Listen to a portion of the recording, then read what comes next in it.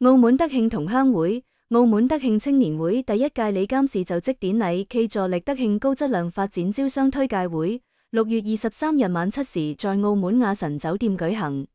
德慶同鄉會會長方曉健致辭時表示，將與全體理監事共同為德慶同鄉會盡心盡力，配合特區政府施政方向，加強澳門鄉親與德慶家鄉的連結，推動澳門客商企業與德慶在推動家鄉特色旅遊路線，借助澳門中葡平台優勢，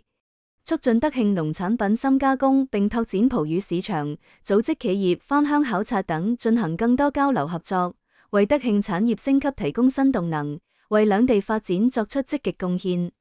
德慶縣委副書記、縣長伍建偉致賀詞，強調兩會成立是澳門鄉親翹首以盼的盛會，標誌兩地深化交流的嶄新起點，並為家鄉高質量發展建言獻策，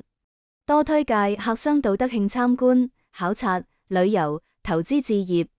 德慶青年會會長方學玲表示，建立澳德青年文化交流機制，強化家國認同，對接德慶青創資源，落實愛國愛澳擔當。現場進舉行德慶高質量發展招商推介會。